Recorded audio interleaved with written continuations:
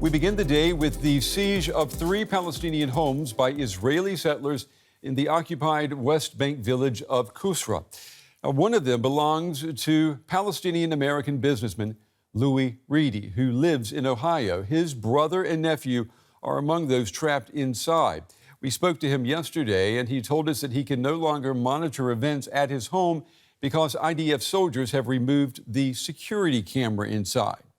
Well, this morning, settlers were seen near Palestinian homes again, setting up a tent with one of them filmed throwing stones towards the village of Qusra. Israeli troops and military vehicles were deployed at the site, and the tent was later taken down. Activists also tried to bring food and water to the Palestinian families today. Israeli soldiers stopped them short of the homes while the supplies were checked. The military says that troops are there to maintain security and to protect residents, but the settlers have repeatedly returned after earlier attempts to remove them, leaving uncertainty over whether the confrontation in Qusra is actually over. Now, the case has drawn unusually sharp criticism from Washington. U.S. Ambassador to Israel Mike Huckabee, he is a longtime supporter of Israeli settlements, but he described what happened in Qusra as an horrific act of terror, and he referred to those responsible as terrorists. Israeli Defense Minister Israel Katz condemned this week's violence, but he also stressed Israel's close relationship with the Trump administration, and he said that senior U.S. officials understand what he described as the Jewish people's claim to the land. We are opposed to violence. We believe that the authorities, and only they, should take whatever action is necessary, rather than others. That is not right, and it causes immense damage. Immense damage among our friends. We have friends, great friends in the American administration. US President Donald Trump, the Secretary of State, the Secretary of War, who I spoke with, and others yesterday. Their heart is in the right place. Within their heart, they know that this land belongs to the Jewish people. Well, joining me now is Yossi Mekelberg. He's a senior consulting fellow with the Middle East and North Africa program at Chatham House. Yossi is a political scientist known for his work on Israeli-Palestinian relations. Yossi, it's good to have you back on the program. I'd like to start with what has been happening in the village of Qusra. Israeli soldiers, they have been sent in, settler tents have been removed, and yet the settlers have repeatedly come back. Who actually exercises power on the ground in places like Qusra? Is it the Israeli state or is it the settler movement? Good evening. Thank you for having me. The very fact that for so many days settlers are attacking, putting under siege a house of civilians, with the military almost doing nothing, not stopping them. Some of the soldiers actually go and pray with the settlers instead of immediately stopping this, removing them from the area. It's a military zone, so actually the commander of the zone not only can remove them from the specific area, he can remove them completely from the West Bank. The fact that this doesn't happen or hasn't happened, and definitely not quickly enough, means that the settlers are the one that basically dictating the agenda in the West Bank day after day. It's not the only place. This is an extreme case of lawlessness by the settlers, but we see years of it. The situation is constantly deteriorating. We see acts of terrorism by these settlers that not only don't recognize international law or the rights of Palestinians, they stop recognizing the authority of the IDF, of the Israeli government, and put themselves as law unto themselves. There is also an American connection here. The U.S. Ambassador to Israel, Mike Huckabee, we know he's a long-standing supporter of Israeli settlements, but he described those responsible for Qusra as terrorists, and he said that their actions are criminal. The White House is now reportedly pressing Benjamin Netanyahu himself to condemn what happened in Qusra. He has not done that. Why not? Because it's election time, and this is Netanyahu, and all what he is interested is in consolidating his base, not to upset the right-wing parties, even the more right-wing that himself. And he looks at opinion polls, he see that without these parties, come election time, not only that he might not win the election, he won't even be able to block in the very complex and intricate Israeli political system from the opposition to form a government. So in his case, his interest comes above the interest of the country, of the Israeli people, or definitely of peace. And in this sense, the well-being of Palestinians is not more than collateral damage to prolong his staying in power. Even if you look at what the United States is doing, I mean, you can look at it in two ways. One, it's an obvious thing to condemn something like that. You see these pictures, and what do you expect on any government that abide by international law, or any law or humanity, but to condemn it? The other thing, Mr. Huckabee, as President Trump, realizing the tide is changing in the United States. People see these pictures, they oppose it, and there are midterms in the United States. We see what happened in primaries after primaries in the United States. And as a result of it, I think when there is more and more seems to be the case that Democrats are going to do very well, and more the progressive liberals, and I think more than actually they condemn and try to stop the settlers, they try to save President Trump in the midterm election.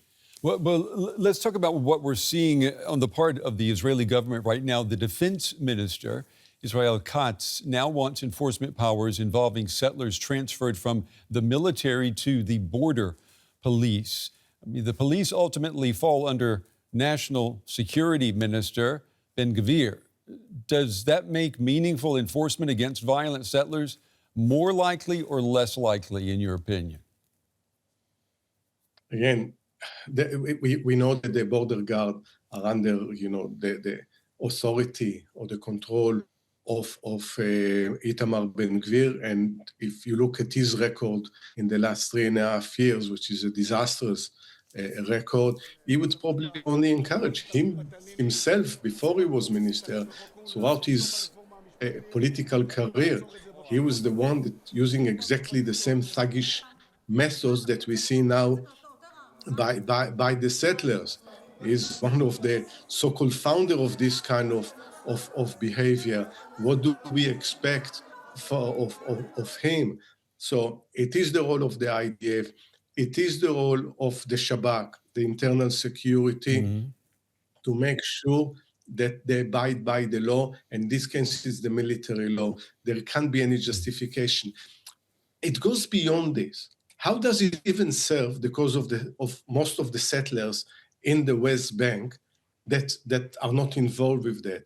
It actually undermines the entire settlement project. We might be against it. Why do you think they're doing it then? Because this is not a one-off. This has been happening for quite some time. They seem to be convinced that this does serve their interest.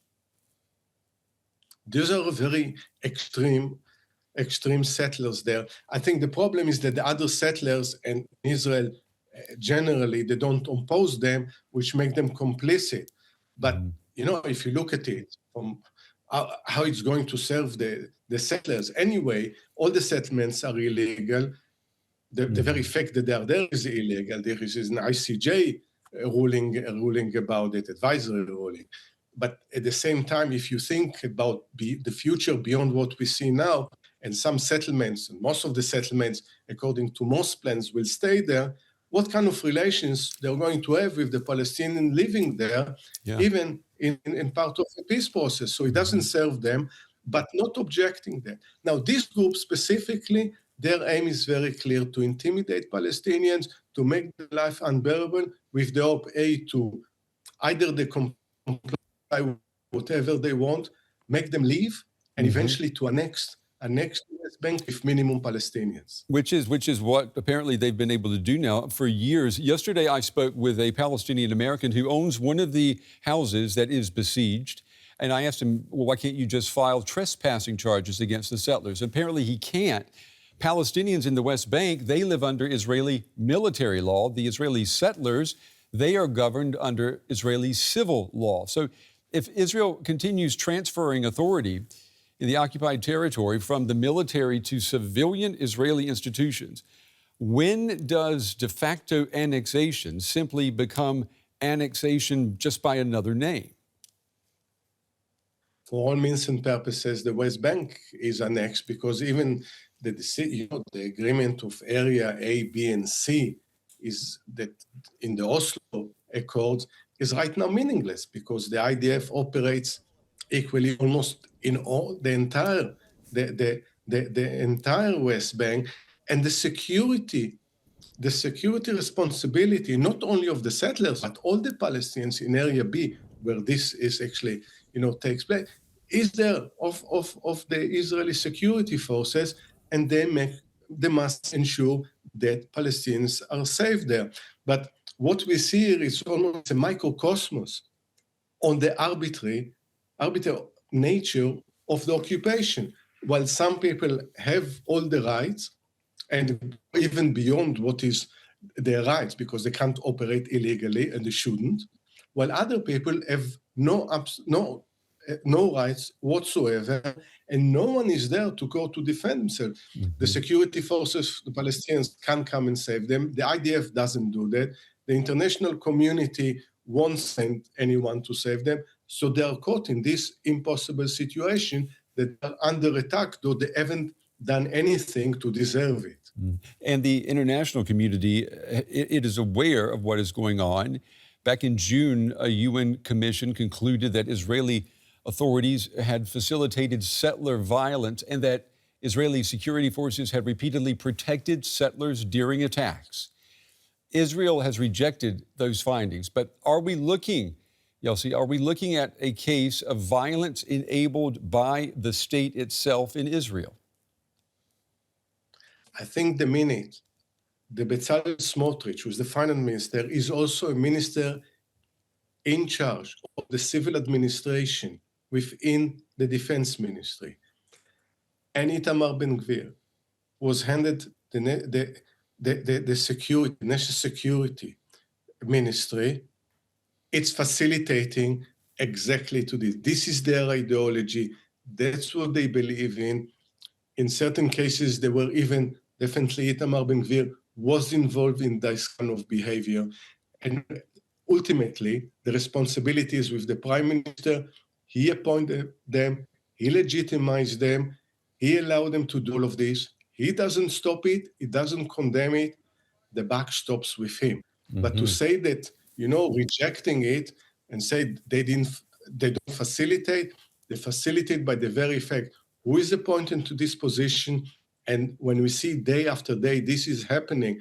This is just one example, but we saw killings, we saw cutting off olive trees, mm-hmm. burning cars, burning houses, attacking Palestinians. This is, as serious as this isolated case, it's not an isolated case. So let me ask you before we run out of time, you mentioned the election coming up in October in Israel. What we're seeing now with these settlers, is that enough to move the needle of public sentiment and opinion inside Israel? I mean, do the Israelis, do they care? And will we see that on election day? Unfortunately, many of them don't see this picture as much as they should. It should be part of the discourse. However you look, whatever your political opinions, this is damaging also for Israel as a country, as a society, and it should be part of it. How many people are going actually at one point recognize, develop this awareness that by voting for the party on the right, they damaging the status, the credibility of Israel in the world, that this is not what the state of Israel was founded for, and it's immoral, unethical, and goes the interests of the country. I think we'll see on 27th of October. We don't see right now that this has become enough of an issue to move the dial towards the opposition. Yossi Mekelberg, as always, Yossi, we appreciate you coming on the show. We appreciate you offering your analysis as well. Thank you. Thank you very much for having me.